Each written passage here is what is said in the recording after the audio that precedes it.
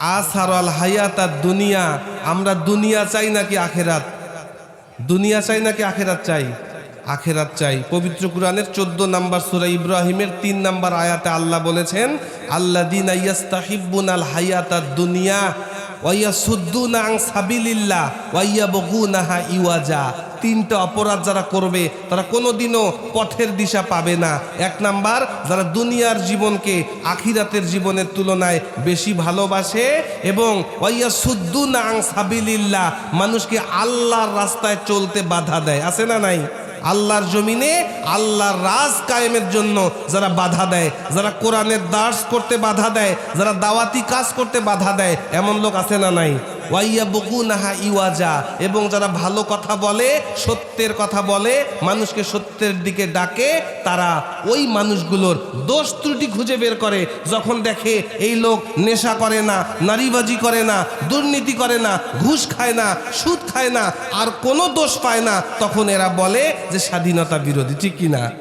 আল্লাহ বলেছেন, যারা ভালো কাজে বাধা দেয় এবং ভালো মানুষদের দোষ খুঁজে বের করে, এরা কখনো পথ পাবে না। আমরা পথ চাই কি চাই না? জোরে বলেন, পথ চাই কি চাই না? মন আমার কাঁদে রে, প্রাণ আমার কাঁদে রে, যেতে সোনার মদিনায়। আপনাদের কি মন কাঁদে? তাহলে বলেন, মন আমার কাঁদে রে, প্রাণ আমার কাঁদে রে, যেতে সোনার মদিনায়। মন আমার কাঁদে রে, দিল আমার কাঁদে রে, যেতে সোনার মদিনায়। যে মদিনা ধন্য হলো পেয়ে তব ঠিকানা। মন আমার কাঁদে রে, প্রাণ আমার কাঁদে রে, যেতে সোনার মদিনায়। সম্মানিত হাজিরিন, পৃথিবীর শুরু থেকে আজ পর্যন্ত দল দুইটা। কয়টা? দুইটা। আজকে যারা এখানে আয়োজন করেছেন আর যারা আপনারা শোনার জন্য আসছেন, আপনারা কি ভালোর দলে নাকি খারাপের দলে? এইটা তো আমরা বিশ্বাস করি যে আমরা ভালোর দলে। কোরআনের প্রতি আমাদের মুহাব্বত আছে, এজন্য আমরা এই কোরআন শোনার জন্য আয়োজন করেছি এবং কোরআন শোনার জন্য এখানে এসে শীতকে উপেক্ষা করে বসে গেছি। ঠিকই না বলেন? আজকের এই তাফসিরুল কোরআন মাহফিলের সম্মানিত সভাপতি, প্রধান অতিথি, বিশেষ অতিথিবৃন্দ, বিশেষ করে আমার আগে আলোচনা করলেন আমার সম্মানিত ভাই, আপনারা যারা শুনতে এসেছেন এবং পর্দার আড়ালে বসে বসে যারা আমার কথা শুনছেন, আমার সম্মানিতা মা এবং বোনেরা, সবাইকে আমার অন্তরের অন্তঃস্থল থেকে সালাম। আসসালামু আলাইকুম রহমতুল্লাহি ওয়া বারাকাতুহু। সম্মানিত ভাইয়েরা, যেই দিন আল্লাহ তাআলা আদম আলাইহিস সালামকে সৃষ্টি করে জান্নাতে রাখলেন, আর না দেওয়ার কারণে ইবলিস মরদুদ হয়ে গেল, রজিম হয়ে গেল, বিতাড়িত হয়ে গেল। সেই দিন থেকে দল হয়ে গেল দুইটা, একটা আদমের দল, একটা ইবলিসের দল। ঠিক কিনা? ইবলিস আল্লাহর সাথে চ্যালেঞ্জ করলো, যেই আদমকে সেজদা না দেওয়ার অপরাধে আপনি আমাকে জান্নাত থেকে বহিষ্কার করলেন, এই আদমের সন্তানেরা কিভাবে জান্নাতে যায়? তাদের জান্নাতে যাওয়ার প্রত্যেকটা রাস্তার বাঁকে বাঁকে আমি বসে থাকব এবং তাদেরকে পথভ্রষ্ট করে জাহান্নামের দিকে নিয়ে যাব। নাউজুবিল্লাহ। আল্লাহ বললেন, যারা মুত্তাকি বান্দা, যারা পরহেজগার, যারা আমার প্রত্যাশা কামনা করে, আমার সাথে সাক্ষাৎ হবে, এটাকে যারা ভয় করে চলে, তুমি ইবলিস কখনো আমার ওই মুত্তাকি বান্দাকে পথভ্রষ্ট করতে পারবা না। তার মানে এখনো আপনারা যারা মাহফিলে আসতে চাচ্ছেন, কিন্তু ইবলিস আপনাদেরকে দোকানে, বাজারে, ঘাটে, বাড়িতে আপনাদেরকে আটক করে রেখেছে। বলেন তো, আমরা কি শয়তানের ওয়াসওয়াসায় পড়ে শয়তানের দলে থাকব, নাকি আল্লাহর কোরআনের আহ্বানে মাহফিলের মঞ্চে এসে বসে পড়ব? সুতরাং আমরা যারা মাহফিলের মঞ্চে এসে বসার সুযোগ পেয়েছি, আমরা সৌভাগ্যবান, ঠিক কিনা? তবে এই যে কোরআন থেকে কথা হুজুর বললেন, আমিও চেষ্টা করব বলার, এবং আমাদের প্রধান আকর্ষণ আমাদের সামনে এসে কোরআন থেকে কথা শোনাবেন। কিন্তু কথা শুনলেই কি হেদায়েত পাওয়া যাবে বলেন? আল্লাহ রাসূলের কণ্ঠে এক শ্রেণীর মানুষ কোরআন শুনতো, কিন্তু তারা বলতো সামি'না ওয়া আসাইনা, শুনলাম অমান্য করলাম, মেনে নিলাম না। শুনতে ভালো লেগেছে, হুজুরের কণ্ঠ শোনার জন্য এসেছি, আমার শুনতে মজা লেগেছে, এজন্য শুনেছি, কিন্তু মানার প্রয়োজন বোধ করলাম না। আর যারা মোমেন তারা বলে সামি'না ওয়া আতা'না, শুনলাম এবং কলিজা দিয়া মেনে নিলাম। সুবহানাল্লাহ। সুতরাং আমরা কি শুধু শুনবো নাকি মানার চেষ্টা করব? সম্মানিত হাজরিন, আলোচনার মূল কথা চলে আসি। আমরা সবাই জান্নাতে যেতে চাই কিনা? জোরে বলেন, জান্নাতে যেতে চাই কিনা? আমরা সবাই জান্নাতে যেতে চাই। পবিত্র কুরআনুল কারীমের 30 পারা, আম পাড়ার 2 নাম্বার সূরা, সূরার নাম সূরা নাজিয়াহ। কি নাম বললাম? পবিত্র কুরআনের সূরা নাজিয়াহ, আম পাড়ার 2 নাম্বার সূরা। আল্লাহ তাআলা এখানে 2টা অপরাধের কথা বলেছেন, যেই 2টা অপরাধ করলে মানুষ জাহান্নামে যাবে, আর 2টা গুণের কথা বলেছেন। এই 2টা গুণ কেউ যদি অর্জন করতে পারে, আল্লাহ ওই ব্যক্তিকে জান্নাতের মেহমান বানাবেন। বলেন সুবহানাল্লাহ। পবিত্র কুরআনুল কারীমের সূরা নাজিয়ায় আল্লাহ তাআলা পৃথিবীর সব মানুষগুলোকে ডাক দিয়া বলেন, ও দুনিয়ার মানুষ, এমন 2টা অপরাধ আছে, ওই অপরাধ 2টো যদি তোমরা করো তোমরা জাহান্নামে যাবা। আর এমন 2টা গুণ আছে, এই 2টা গুণ যদি অর্জন করতে পারো আল্লাহর জান্নাতের মেহমান হয়ে যাবা।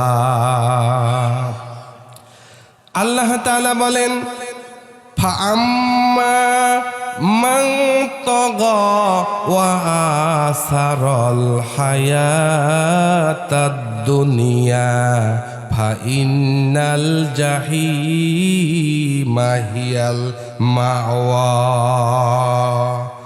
ওয়া আম্মা মান খাফা মাকামা রাব্বিহি ওয়া নাহান নাফসা আনিল হাওয়া ফাইন্নাল জান্নাতা হিয়াল মাওয়া।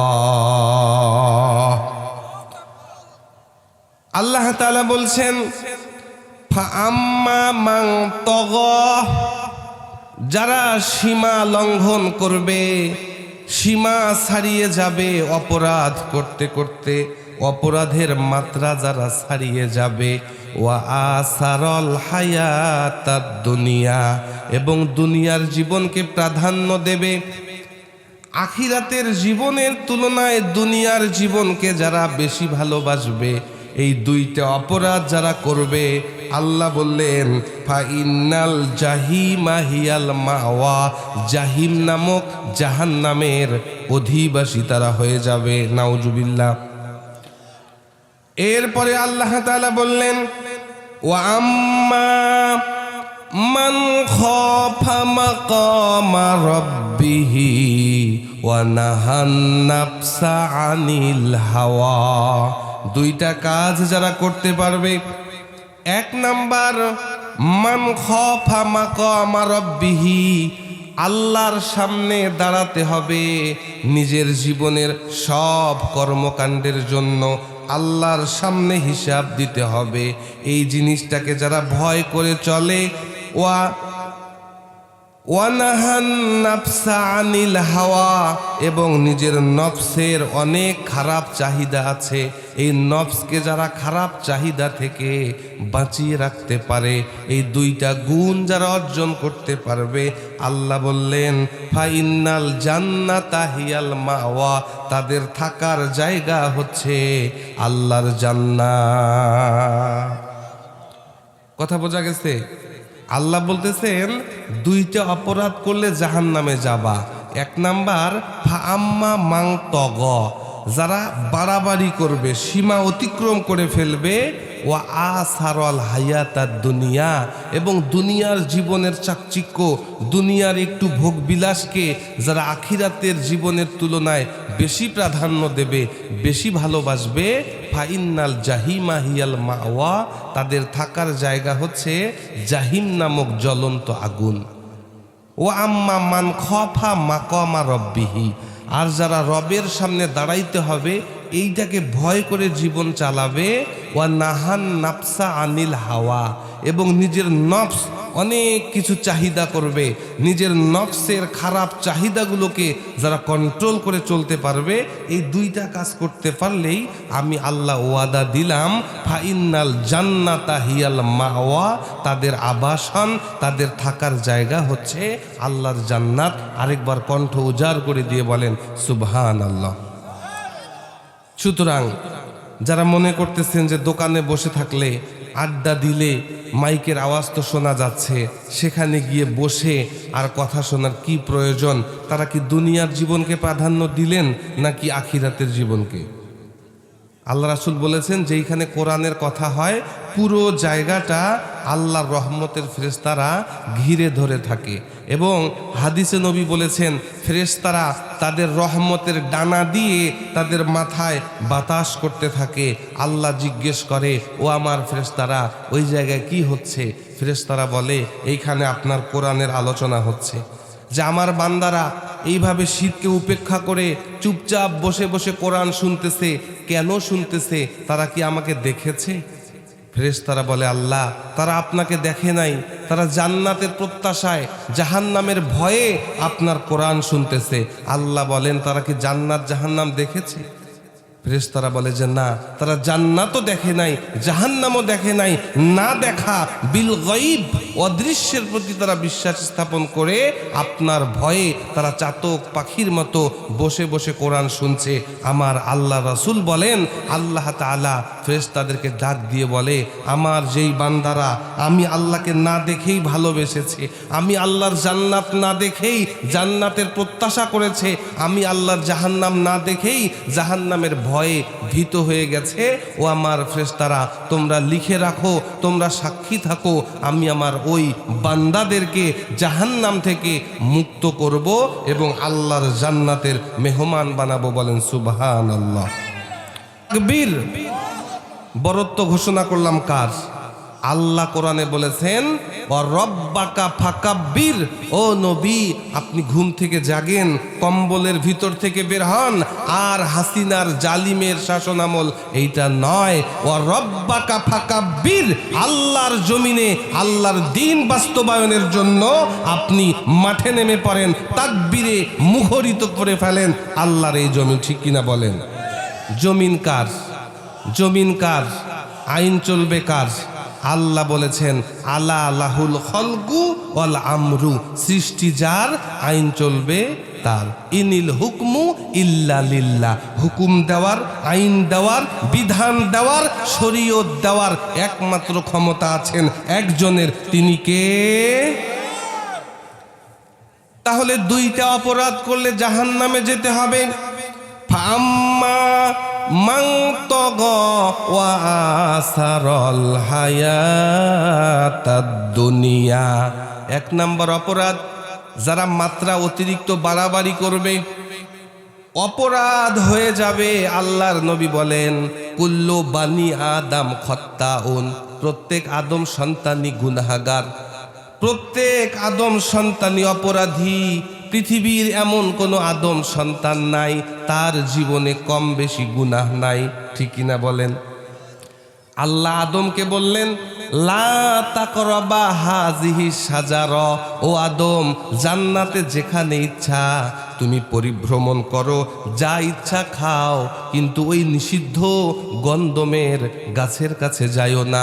আদম আলাইহিস সালাম শয়তানের ওয়াসওয়াসায় পড়ে আল্লাহ তাআলার হুকুম অমান্য করে গন্ধমের ফল যখন খেয়ে ফেললেন, আল্লাহ বললেন, ও আদম, আমার নিষেধাজ্ঞা সত্ত্বেও কেন তুমি গন্ধমের ফল খাইলা? কোনো যুক্তি নাই, কোনো তর্ক নাই, কোনো কৈফিয়ত নাই। আল্লাহর কাছে সেজদা অবনত হয়ে আল্লাহর দরবারে মুনাজাত করলেন, রব্বানা রব্বানা যালামনা আনফুসানা ওয়া ইল্লাম তাগফির লানা ওয়া তারহামনা লানাকুনান্না মিনাল খাসিরিন। আল্লাহর কাছে তাওবা পড়লেন। আল্লাহ পাক হযরতে আদম এবং হাওয়া আলাইহিস সালামকে মাফ করেছেন কিনা বলেন। ওইদিকে আল্লাহ তাআলা ইবলিসকে বললেন, উসজুদু লি আদম, ও আমার ফেরেশতারা সবাই আদমকে সেজদা করো। ফাসাজাদু ইল্লা ইবলিস, সব ফেরেশতারা সেজদা করলো, কিন্তু ইবলিস সেজদা করলো। আল্লাহ বললেন, মা মানাকা, কে তোকে নিষেধ করলো? আমি আল্লাহ হুকুম করলাম, কে তোকে বাধা দিল? কে তোর পথ রোধ করলো? কেন তুই আমার হুকুম মানলি না? সে যুক্তি দিল, আনা খৈরুম মিনহু, আমি আদমের চাইতে ভালো। খলাকতানি মিন নার, আপনি আমাকে আগুন থেকে তৈরি করেছেন, আগুন জ্বালালে উপরের দিকে ওঠে। ওয়া খলাকতাহু মিন তিন, আর আপনি তাকে মাটি থেকে সৃষ্টি করেছেন, মাটি নিক্ষেপ করলে উপরে যায় নাকি নিচে যায়? সুতরাং আমি উপরের ইবলিস, আমি আগুনের তৈরি। আনা খলাকতুম মিনহু, আমি খৈরুম মিনহু, তার চেয়ে ভালো। আমি ভালো হয়ে কেন আদমকে সেজদা করব? আল্লাহ বললেন, এইখান থেকে বের হয়ে যাও। কিয়ামত পর্যন্ত আমার হুকুম অমান্য করার কারণে তুমি রজিম, তুমি বিতাড়িত, তুমি মরদুদ হয়ে গেলা। তোমার জায়গা হচ্ছে আল্লাহর জাহান্নাম। সুতরাং অপরাধ হয়ে যাবে, কিন্তু মাত্রা অতিরিক্ত যারা অপরাধ করে, বাড়াবাড়ি করে, আমাদের সমাজে এমন অনেক মানুষ আছে যারা নামাজ তো পড়েই না, বরং বলে যে নামাজিদের চাইতে আমাদের ঈমান ভালো আছে, বলে কিনা? এই পৃথিবীতে সবচাইতে বড় জালেম, সবচাইতে বড় সীমা লঙ্ঘনকারী একজন ব্যক্তি ছিল, তার নাম হচ্ছে ফেরাউন। কি নাম? এই পৃথিবীতে ফেরাউন সবচাইতে বড় জালেম, সবচাইতে বড় অহংকারী ছিল। আল্লাহ তাআলা বলেন, ইন্না ফিরাউনা আলা ফিল আরদি, এই পৃথিবীতে ফেরাউন অতিরিক্ত বাড়াবাড়ি করত, অতিরিক্ত নিজেকে বড় মনে করত। ওয়াস্তাকবারা হুয়া ওয়া জুনুদুহু ফিল আরদি বিগাইরিল হাক্কি, ওয়াস্তাকবারা অহংকার করত, হুয়া ওয়া জু, সে নিজে অহংকার করত এবং তার চেলা চামুন্ডারা অহংকার করত, বিগাইরিল হাক্কি, অবৈধ পন্থায়। কোন পন্থায়? দিনের ভোট রাতে নিয়া অবৈধ ক্ষমতা লাভ করার পরে ওয়াস্তাকবারা হুয়া ওয়া জুনুদুহু, সে নিজেও অহংকার করত। সাংবাদিকদের সামনে বসলে 2042 সাল পর্যন্ত টার্গেট, ঠিক কিনা বলেন?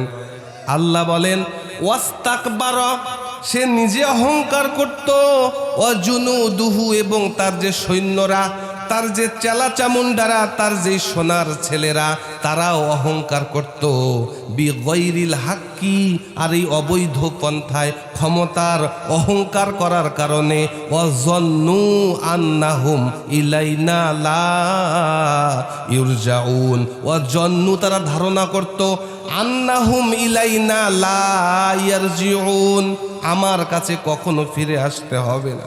এরা মনে করত কখনো ক্ষমতা থেকে নামতে হবে না, ঠিক কিনা বলেন?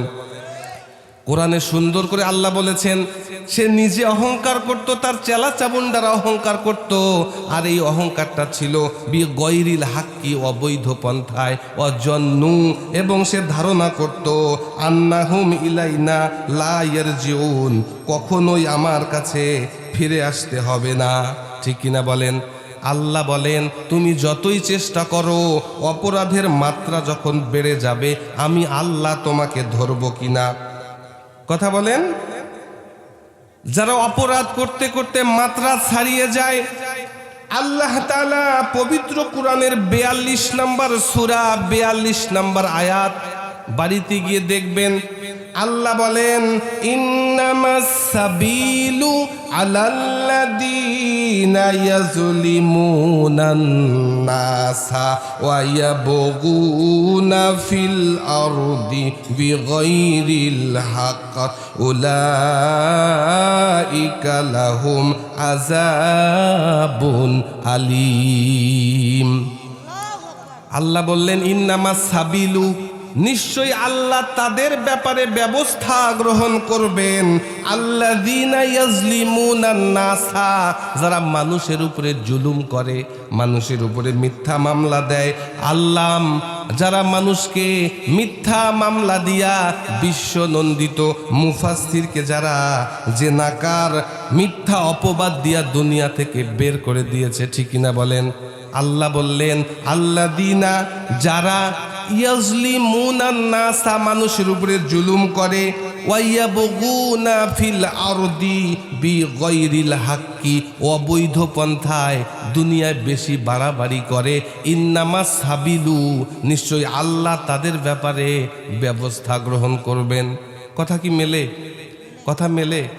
42 নম্বর সূরা 42 নম্বর আয়াত আল্লাহ বলতেছেন ইন্নামাস সাবিলু আলাল্লাযীনা, নিশ্চয়ই আল্লাহ ওই ব্যক্তিদের বিরুদ্ধে ব্যবস্থা গ্রহণ করবেন, ইয়াজলিমুনান নাসা, যারা মানুষের উপরে জুলুম করে, সুযোগ পেয়ে মানুষকে কষ্ট দেয়, ওয়া ইয়াবগুনা ফিল আরদি বিগাইরিল হক, অবৈধ পন্থায় ক্ষমতা দখল করে তারা অহংকার প্রদর্শন করে।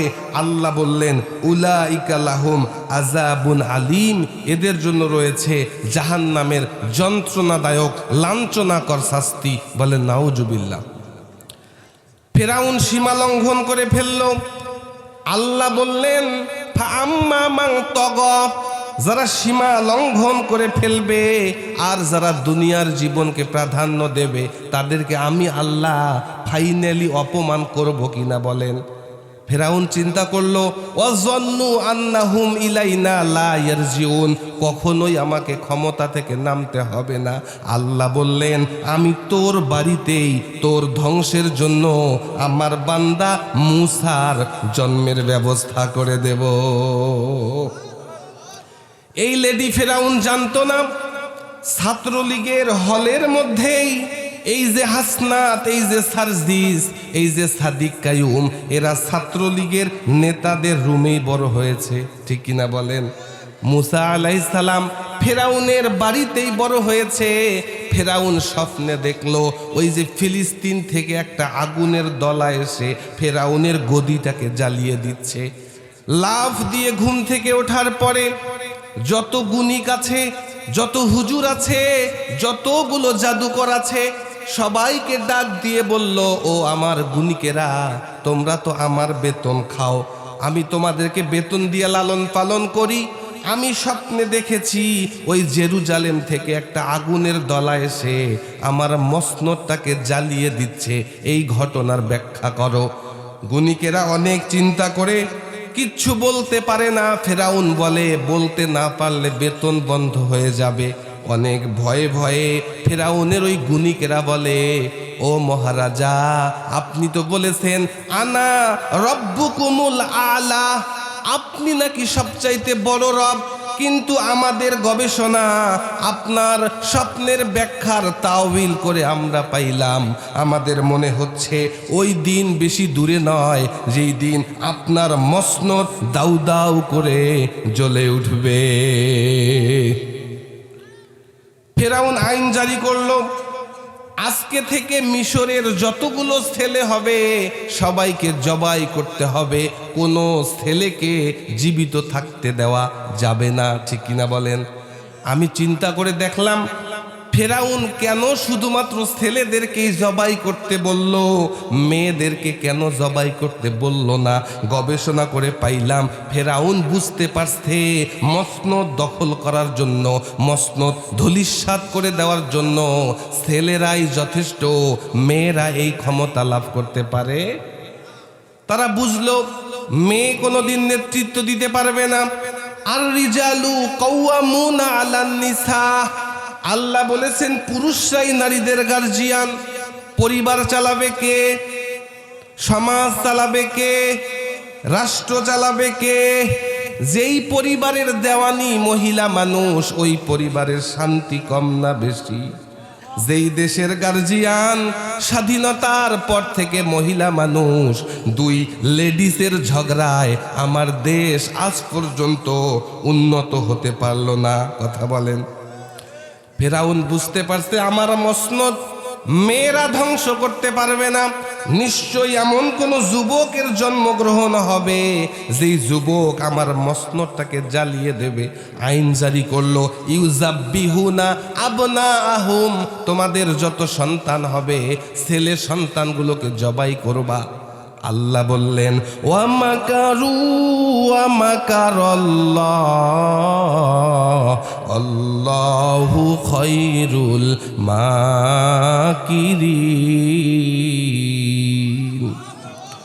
আল্লাহ বললেন ওয়া মাকারু ওয়া মাকারাল্লাহ, তোমরাও ষড়যন্ত্র করবা, আমি আল্লাহ কৌশল অবলম্বন করব, আর আমি আল্লাহর কৌশলের কাছে তোমাদের ষড়যন্ত্র কখনো টিকতে পারবে?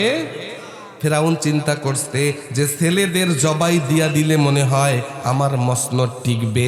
এই লেডি ফেরাউনও মনে করেছে আলেমদেরকে বিদায় করে দাও, ইসলামী আন্দোলনের কর্মীদেরকে বিদায় করে দাও, ফাঁসি দিয়ে দাও, জেল দিয়া দাও, এদের কণ্ঠ রুধলে আমাদের মনে হয় আর কেউ নামাইতে পারবে না। সাংবাদিকদের সামনে এমন অহংকারের কথা বলে, এক এক নেতা এত কথা বলে মনে হয় যে তাদের কখনো মৃত্যু হবে না। আল্লাহ বলে তোদের ষড়যন্ত্র যতই ভোট ডাকাতি করে ক্ষমতায় থাকো না কেন, আমি আল্লাহ তোদের হলের মধ্যেই তোদের ধ্বংস করার জন্য এই সার্জিসদেরকে আমি মানুষ করতেছি। ঠিক কিনা বলেন? আল্লাহ বললেন ফাআম্মা মান তাগা, একটু পানি দাও, যারা সীমা লঙ্ঘন করে ফেলবে। ফেরাউন সীমা লঙ্ঘন করে ফেলেছে। আল্লাহ তাআলা পবিত্র কোরআনে বলেন মুসা আলাইহিস সালাম যখন বড় হয়ে গেল, আল্লাহ তাআলা মুসা আলাইহিস সালামকে বললেন ইজহাব ইলা ফিরাউন ইন্নাহু তাগা, ফেরাউনের কাছে চলে যাও, নিশ্চয়ই সে সীমা লঙ্ঘন করেছে। ঠিক কিনা? তার মানে সীমা লঙ্ঘন যখন হয়ে গেছে ফেরাউনের ধ্বংস হয়েছে কিনা? কথা বলেন। সীমা অতিক্রম যখন হয়ে যাবে, কারোর অপরাধের মাত্রা যখন সীমা ছেড়ে যাবে, আল্লাহ বলেছেন আমি আল্লাহ তাদেরকে ধরব। কিন্তু আমরা দেখি যারাই নামাজ পড়ে না তারাই বড় লোক। ঠিক কিনা? যারা সুদখোর, যারাই চাঁদাবাজ, যারাই অন্যায়কে প্রশ্রয় দেয়, অন্যায় করে, তারাই এই সমাজে বড় লোক নাকি ধনী? কথা বলেন। আল্লাহ বলতেছেন যে তোমরা মনে করবা না যে আমি আল্লাহ জালিমদেরকে একটু ছাড় দেই, একটু ছেড়ে দেই, একটু সুযোগ দেই, এটা তাদের জন্য ভালো, এটা তোমরা কখনো মনে করবা। কার কথা? পবিত্র কুরআন বের করবেন ৩ নাম্বার সূরা, সূরার নাম সূরা ইমরান, ১৭৮ নাম্বার আয়াত। আল্লাহ তাআলা আমাদেরকে ডাক দিয়ে বলতেছেন ও পৃথিবীর মানুষ তোমরা শোনো, ওয়ালা ইয়াহসাবান্নাল্লাযীনা কাফারু আন্নামা নুমলি লাহুম খায়রুল লিআনফুসিহিম। ও দুনিয়ার মানুষ, ওয়ালা ইয়াহসাবান্না, তোমরা কখনো মনে করবা না যারা কাফারু কুফুরি করেছে, যারা আমি আল্লাহর সাথে গাদ্দারি করে, আমি আল্লাহর সাথে নিমক হারামি করে, যারা গাদ্দার, আমি আল্লাহ নুমলি লাহুম তাদেরকে ছাড় দেই, তাদেরকে ছেড়ে দেই, এইটা মনে করবা না। খায়রুল লিআনফুসিহিম, এইটা তাদের জন্য ভালো, এইটা কখনো তোমরা মনে করবা না। তাহলে কেন ছাড় দেই? কেন আমি আল্লাহ তাদেরকে ছেড়ে দেই? আল্লাহ বলেন, ইন্নামা নুমলি লাহুম লিয়াজদাদু ইসমা। আমি আল্লাহ এই কারণে তাদেরকে ছেড়ে দেই যাতে করে তাদের অপরাধটা বাড়ে। লিয়াজদাদু মানে জিয়াদা হতে থাকে, ইসমা তাদের অপরাধ। আমি আল্লাহ তাদেরকে সুযোগ দেই যে তাদের অপরাধটা বাড়তে থাকুক। আর আমি আল্লাহ এই যে সুযোগটা তাদেরকে দিলাম, ওয়ালা ইয়াহসাবান্না, তোমরা কখনো মনে করবা না এই সুযোগটা তাদের জন্য ভালো, বরঞ্চ ক্ষমতার চেয়ার পেয়ে একবার দুইবার তিনবার যখন তারা বুঝলো যে আমাদেরকে নামানোর আর মনে হয় কেউ নাই, তাদের মাত্রাটা বেড়ে গেল, তারা বিশ্বনন্দিত মুফাসসিরদেরকে দুনিয়া থেকে বিদায় করে দিল এবং বাংলার জমিনে যারা কোরআনের রাজ কায়েম করতে চায় তাদেরকে নিষিদ্ধ ঘোষিত করলো। আল্লাহ বললেন, এই মাত্রা যখন সীমা অতিক্রম করে ফেলবে, ওয়ালাহুম আযাবুম মুহিন, আমি আল্লাহ এমন ধরা তাদেরকে ধরবো, তাদের বাটখারা যখন ভারী হয়ে যাবে আমি আল্লাহ এমন আক্রমণ তাদেরকে করব, মুহিন মানে লাঞ্ছিত অপমানিত করে দেশ থেকে বের করে দেব, আর দেশে ঢোকার সুযোগ হবে। দেখেন, যারা টকশো গরম করে ফেলতো, যারা উপস্থাপিকাদেরকে পর্যন্ত মারতে চাইতো, ওই কালামানিক আহারে কলার পাতার মধ্যে ঘুমাচ্ছে, ঠিক কি না? গলার মধ্যে মাপলার পেঁচিয়ে এই আল্লামা সাঈদীর বিরুদ্ধে রায় দিয়েছে এবং নিজেকে মনে করেছে আমি ধন্য হয়ে গেছি, আমি দেলোয়ারের ফাঁসির রায় দিয়েছি। এইটা সে গর্ব করে বলে। আহারে, আল্লাহ তাকে গলায় গামছা পেঁচিয়ে নিয়ে গেছে জেলখানায়, ঠিক কি না? যেই দরবেশ বাবা লম্বা লম্বা দাড়ি, সুন্দর সুন্দর লেকচার, বাংলাদেশের ব্যাংকগুলোকে লুট করে খেয়েছে, অথচ পালানোর সময় সুন্দর সাদা দাড়িগুলোকে চেঁচে সাদা চুলগুলোকে কালো বানিয়ে পালাতে চেয়েছে, ঠিক কিনা বলেন? এটা কার কথা? আল্লাহ তাআলা সূরা নিসা 178 নম্বর আয়াতে বলতেছেন, ও পৃথিবীর মানুষ, তোমরা একটু ছাড় পেয়ে এটা মনে করবা না যে এটা তোমাদের জন্য ভালো, বরঞ্চ আমি আল্লাহ তোমাদেরকে ছাড় দেই লিয়াজদাদু ইসমা, যাতে তোমাদের অপরাধটা বাড়তে থাকে। আর আমি আল্লাহ এই ছাড় দিতে দিতে তোমাদের মাত্রা যখন ছাড়ি যাবে, ওয়ালাহুম আযাবুম মুহিন, এমন ধরা ধরবো, লাঞ্ছিত অপমানিত করব, আর মুখ তুলে কোনোদিন মানুষের সামনে বের হইতে পারবা না, ঠিক কিনা বলেন? এই যে 350 জন এমপি, কেউ আর বাহিরে বের হইতে পারে না, ঠিক কিনা বলেন?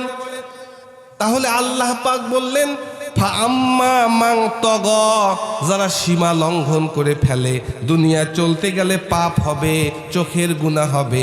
আপনার হুজুর কত সুন্দর করে কথা বললেন, এই প্রত্যেকটা অঙ্গ আল্লাহর কাছে সাক্ষী দেবে, ঠিক কিনা? আপনার জীবনে যা কিছু আমল করেন সব কিছু লিপিবদ্ধ হচ্ছে কিনা?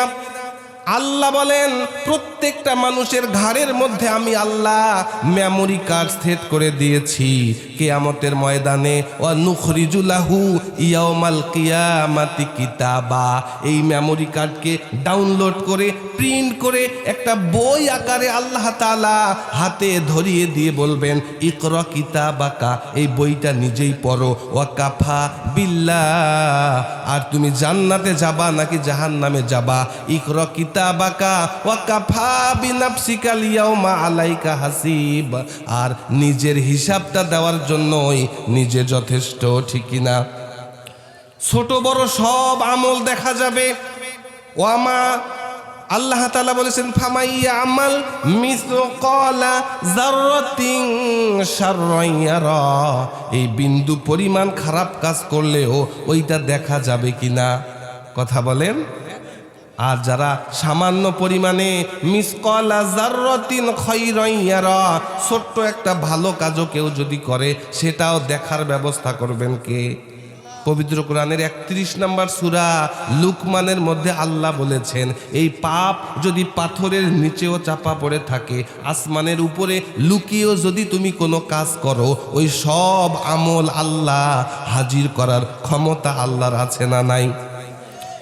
আল্লাহ বলেছেন, তুমি কত অপরাধ করো, পৃথিবীর মানুষ জানুক আর না জানুক। ইমাম সাহেব কত সুন্দর করে বললেন, আমাদের জীবনে এমন অপরাধ করেছি, বাবা জানলে সন্তান বলে পরিচয় দিত না, ঠিক কিনা? এই ফেসবুক ঘুতাইতে ঘুতাইতে এমন অনেক ছবি আমরা দেখেছি, এমন অপরাধ করেছি, নিজের বউ জানলে কালকে থেকে আর সংসার করবে না, নিজের সন্তান জানলে বাবা বলে পরিচয় দেবে না, ঠিক কিনা বলেন? আল্লাহ তাআলা সূরা বাকারার একদম শেষের পৃষ্ঠার প্রথম আয়াতে বলেন, ওয়াইন তুবদু মা ফি আনফুসিকুম আও তুখফু ইউহাসিবুকুম বিহিল্লাহ। আল্লাহ বলেছেন ওয়াইন তুবদু, তোমাদের অন্তরে যেটা আছে এটা প্রকাশ করো আর গোপন করো, ধরা খাও আর না খাও, পৃথিবীর মানুষ জানুক আর না জানুক, ইউহাসিবকুম বিহিল্লাহ, হিসাব নেবেন কে? জোরে বলেন, হিসাব নেবেন কে? পৃথিবীতে টুপি পরে দাড়ি রেখে নিজের পাপকে ঢাকা যায়, হাজ করে এসে হাজি নাম লাগায়া সমাজে সম্মান পাওয়া যায়। কিয়ামতের ময়দানে আল্লাহ তাআলা যখন ঘোষণা দিয়ে দেবেন, ওয়ামতাজুল ইয়াওমা আইয়ুহাল মুজরিমুন, ও অপরাধীরা, ও সীমা লঙ্ঘনকারীরা, তোমরা আলাদা হয়ে যাও। এই হাজি সাহেব আলাদা হইতে চাবে না, সারা জীবন অপরাধ করেছে, সারা জীবন দুর্নীতি করেছে, সারা জীবন ঘুষ খেয়েছে, সারা জীবন মানুষের জমি দখল করেছে, মানুষকে কষ্ট দিয়েছে, আর মরার আগ দিয়া হজ করে নতুন টুপি, নতুন দাড়ি, নতুন জায়নামাজ, গায়ের মধ্যে আতরের ঘ্রাণ, মসজিদে নয়া নামাজি ইমামের ভুল ধরে আছে কিনা, সূরা তো জানে না, মসজিদ ঝাড়ু দিয়েছে কিনা মুয়াজ্জিনের ভুল ধরে, ইমাম সাহেব 2 মিনিট পরে আসছে নাকি এইটার ভুল ধরে, অথচ তার যত ইনকাম সব কিন্তু হারাম, ঠিক কিনা? এমন লোক আছে না নাই? এই লোক আল্লাহ যখন বলবেন আমতাজুল ইয়াওমা আইয়ুহাল মুজরিমুন, ও অপরাধীরা, ও বাটপারেরা, তোমরা আলাদা হয়ে যাও, এই লোক আলাদা হইতে চাইবে না। সে মনে করবে দুনিয়ায় টুপি পরে দাড়ি রেখে মানুষকে ধোকা দেওয়া গেছে, মুনাফিকি করা গেছে, নামাজ পড়ে কিন্তু ইসলামী আন্দোলনের কর্মীদেরকে বাধা দেয়, আছে না নাই? এরা বলে নামাজ পড়বো ইসলাম অনুযায়ী, দাড়ি রাখবো, সব কিছু করব, কিন্তু রাসূলের সুন্নাত, রাষ্ট্র ক্ষমতা, মদিনায় 10 বছর এই কোরআন দিয়া আল্লাহর নবী দেশ চালিয়েছে কিনা বলেন? এই সুন্নতের কথা বলে না, শুধুমাত্র দস্তরখানা বিছানো সুন্নত, এইটা তারা বলে, ঠিক কিনা? ওরা বলে যে মৃত সুন্নতকে জিন্দা করতে পারলে 100টা শহীদের সওয়াব, বলে কিনা? আমি বললাম এই পৃথিবীতে কোনো সুন্নত তো মারা যায় নাই, টুপি আমি না পরলেও পৃথিবীর কেউ না কেউ পরে, ঠিক কিনা? দস্তরখানা আমি না বিছাইলেও পৃথিবীর কেউ না কেউ বিছায়, পৃথিবীর সব সুন্নত এই পৃথিবীতে কেউ না করলে অন্য দেশে কেউ না কেউ করে, ঠিক কিনা? কিন্তু একটা সুন্নত মারা গেছে, একটা সুন্নত পৃথিবীর কেউ আর ফলো করে না। কোন সেই সুন্নত? খাওয়ার পরে মিষ্টি খাই, আমি না খাইলেও আরেকজন খায়, ঠিক কিনা বলেন? আমি দাড়ি রাখি নাই, আরেকজন রাখছে, পৃথিবীর সব সুন্নত কেউ না কেউ আদায় করে, পালন করে। একটা মাত্র সুন্নত পৃথিবী থেকে বিলুপ্ত হয়ে গেছে, একটা মাত্র সুন্নত পৃথিবীর কেউ আর পালন করে না। সেই সুন্নতটা কি সুন্নত? আল্লাহর নবী মক্কা থেকে মদিনায় যাওয়ার পরে, মদিনার রাষ্ট্র গঠন করার পরে 10টা বছর এই কোরআন দিয়া দেশ পরিচালনা করেছে। এই কোরআন দিয়া দেশ পরিচালনা করার সুন্নত পৃথিবীর কোথাও আর জীবিত নাই। সুতরাং যদি মৃত সুন্নত জিন্দা করে 100টা গলা কাটা শহীদের সওয়াব পেতে চাই, তাহলে আল্লাহর জমিনে আল্লাহর কোরআনের রাজ কায়েমের জন্য কাজ করতে হবে, ঠিক কিনা বলেন? সম্মানিত হাজরিন, তাহলে বলেছি 2টা অপরাধ করলে মানুষ জাহান্নামে যাবে। ফা আম্মা মাং তগ ওয়া আসারল হায়াতা দুনিয়া, 1 নাম্বার যে সীমা লঙ্ঘন করা যাবে না, পাপ হবে তওবা করব, কিন্তু এমন পাপ করব না যে আল্লাহর রাসূলের বিরুদ্ধে চলে যাব, কোরআনের বিরুদ্ধে চলে যাব, শরিয়া আইনকে অস্বীকার করব। এরকম সীমা লঙ্ঘন কেউ যদি করে, আল্লাহ বলতেছেন আমি আল্লাহ তোমাদের দড়ি ছেড়ে দিলাম, সুযোগ করে দিলাম। মনে করবা না এই সুযোগটা তোমাদের জন্য ভালো, বরঞ্চ ক্ষমতা পেয়ে, সুযোগ পেয়ে, পরিবেশ পেয়ে, মাইক পেয়ে, সাংবাদিক পেয়ে উল্টাপাল্টা কথা যদি বেশি হয়ে যায়, মনে রাখবা আমি আল্লাহ যখন ধরবো লাঞ্ছিত করে দেশ থেকে কিক করে দেব। বলেন ঠিক কিনা? এই জন্য কথা বলতে হবে সাবধানে। মাইক সামনে আসে জন্য যেটা ইচ্ছা সেটা বলা যাবে না। আমাদের আলিম ক্লাসে একটা আমরা পড়াই আল এমসালু আল হিকামুল আরব আল মেকসারু কাহাতিবিল্লাইল। যেই ব্যক্তি বেশি কথা বলে, বাচাল ব্যক্তি, রাতের বেলায় খড়ি কুরানি ব্যক্তির মতো। রাতের বেলায় কেউ যদি খড়ি কুড়াইতে যায়, কাঁটার গায়ে হাত দেবে নাকি পায়খানার উপরে হাত দেবে নাকি সাপের গায়ে হাত দেবে, ওই ব্যক্তি কি টের পাবে নাকি? বলেন। সুতরাং যারা বেশি কথা বলে, যারা উল্টাপাল্টা কথা বলে, ধরাকে সরা জ্ঞান করে না, মুখ দিয়ে এমন একটা কথা বলবে, ওই লেডি ফেরাউন এক রাজাকার বলেই কিন্তু দেশ থেকে ভাগতে বাধ্য হয়েছে। কথা বলেন। কয়টা কথা? একটা কথা। রাজাকার বলছে আর সবাই বলছে তুমি কে আমি কে, রাজাকার। তবুও হুশ হয় না, নতুন করে আবার রাজাকারের ক্যাসেট চালু হয়ে গেছে। ঠিক কিনা বলেন? আহারে মানুষ কেন বোঝে না এই কোরআনে আল্লাহ ফেরাউনের ঘটনা কেন বর্ণনা করেছেন? যাতে করে মানুষ এই ফেরাউনের ঘটনা থেকে শিক্ষা নেয়। ঠিক কিনা? আল্লাহ বলেছেন তোকে আমি এমন উদাহরণ বানাবো, তোর লাশটাকে শুটকি বানায়া পৃথিবীর মানুষের জন্য রেখে যাব, যাতে পৃথিবীর মানুষ বুঝতে পারে মাত্রা ছেড়ে গেলে আল্লাহ তোমাকেও শুটকি বানার ক্ষমতা আছে না নাই? কথা বলেন। সুতরাং এটা করা যাবে না।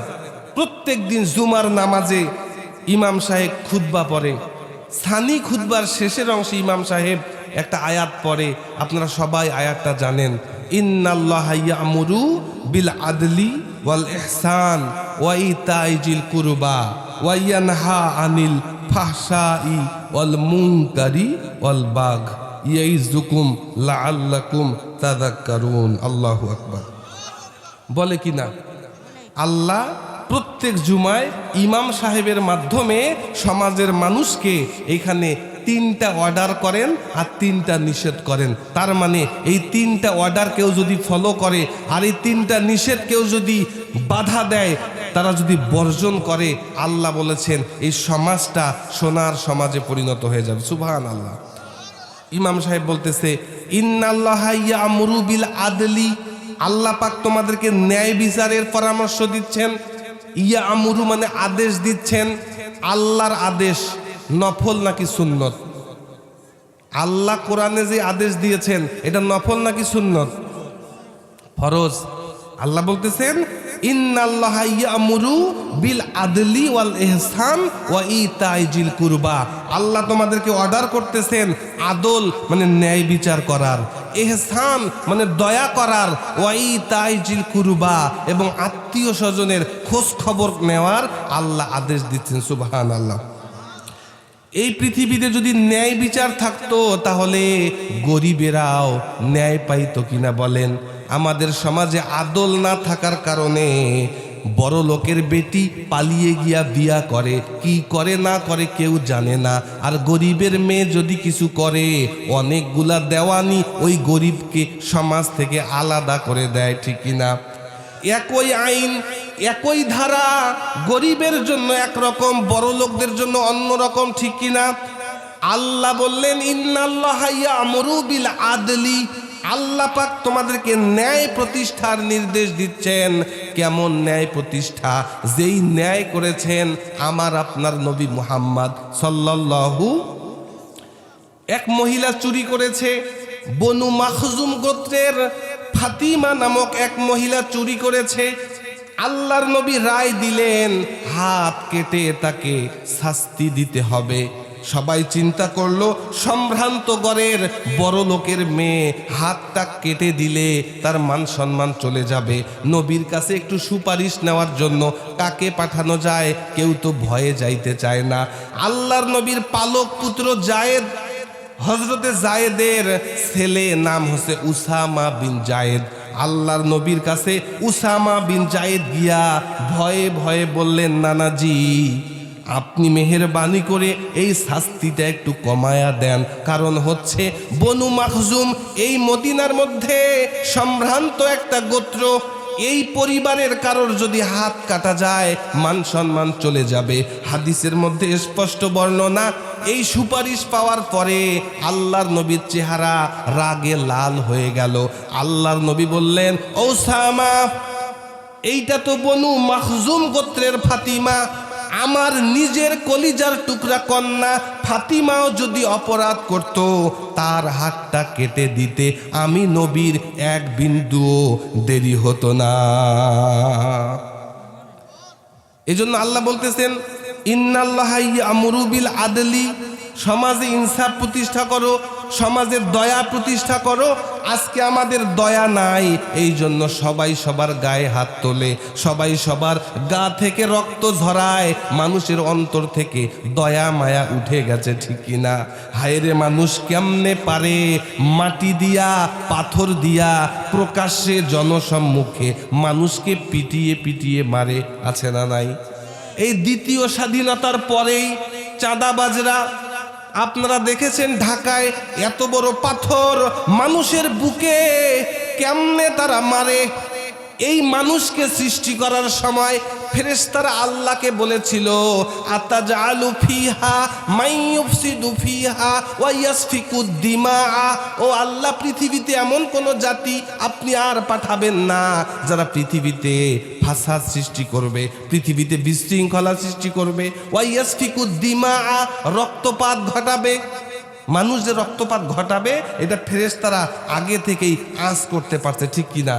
এই জন্য আল্লাহ তাআলা পবিত্র কুরআনে বলেছেন যে মানুষ হত্যা করা, একটা মানুষ হত্যা করা মানে পুরো মানব জাতিকে হত্যা করা, ঠিক কিনা? আজকে যারা আপনারা একটা বাঘের মতো যে সব সময় অন্যায়ের বিপক্ষে কথা বলে, স্বাধীনতার পক্ষে কথা বলে, ভারতীয় আগ্রাসনের বিপক্ষে কথা বলে, আপনারা তাকে কত আস্তে করে, কত নিরাপদে, কত নির্বিঘ্নভাবে গুলি করে মেরে ফেলতে চাইলেন বলেন তো? আল্লাহ বাঁচিয়ে রাখলে পৃথিবীর কেউ মারতে পারে? আমাদের সবার জন্য মৃত্যুর একটা টাইম আছে কি না? আছে কি না?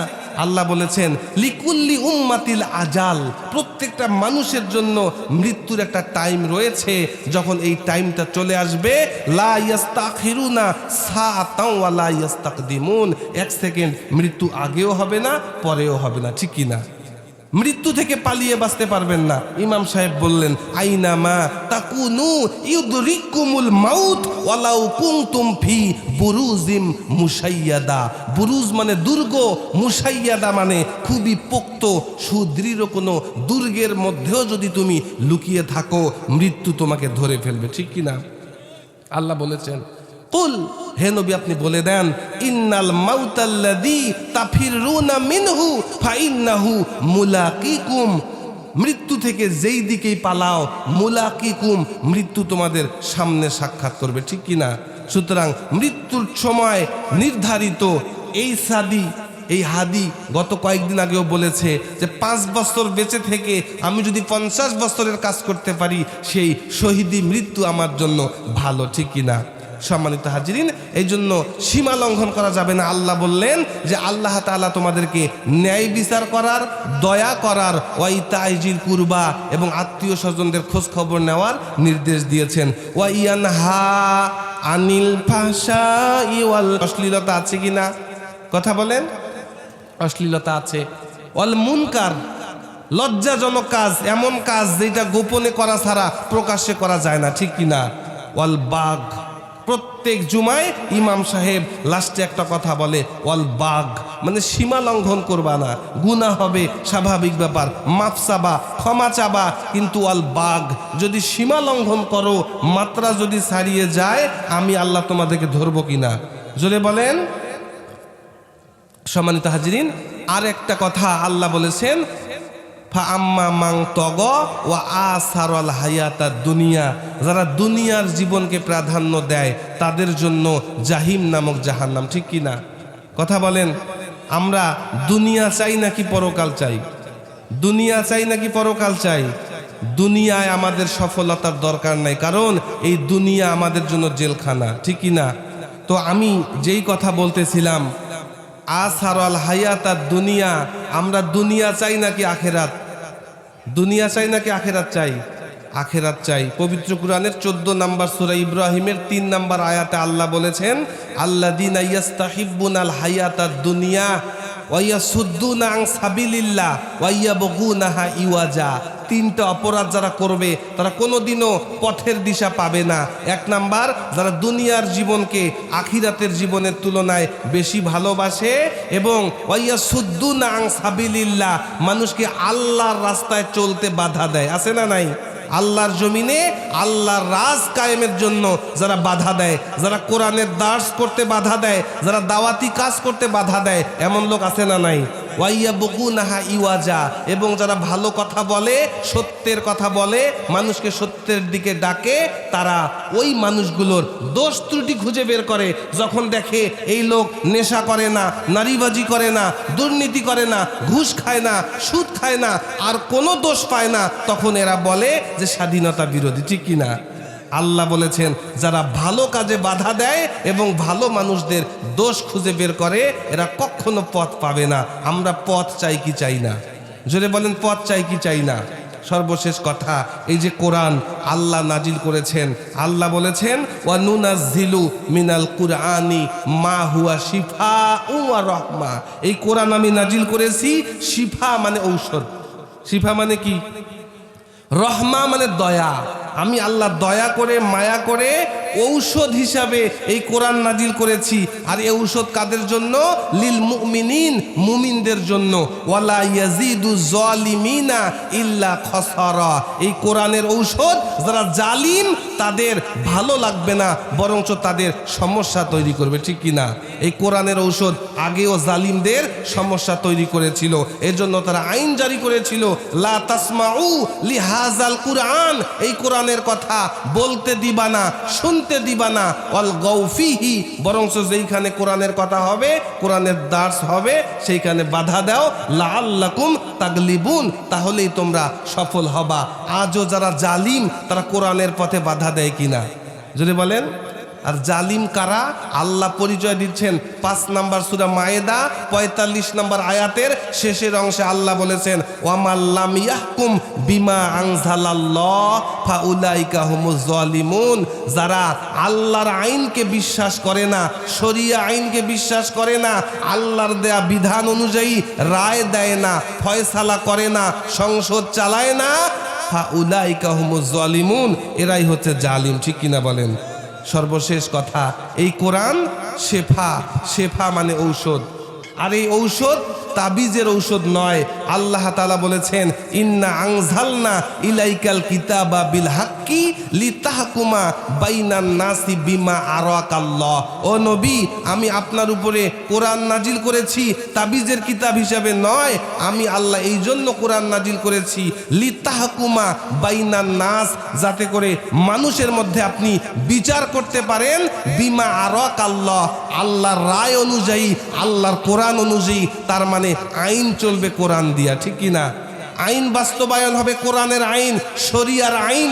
সুতরাং যারা শরিয়া আইনে বিশ্বাস করে না তারা আমাদের নেতা হইতে পারে না, কারণ আল্লাহ বলেছেন, ইয়াউমান নাদউ কুল্লা উনাসিম বিইমামিহিম, আমি আল্লাহ প্রত্যেক মানুষকে তাদের ইমামের সাথে জাগ্রত করব। সুতরাং কোন ইমামের পিছনে, কোন নেতার পিছনে আমরা জাগ্রত হব, এই সিদ্ধান্ত নেওয়ার দরকার আছে কিনা?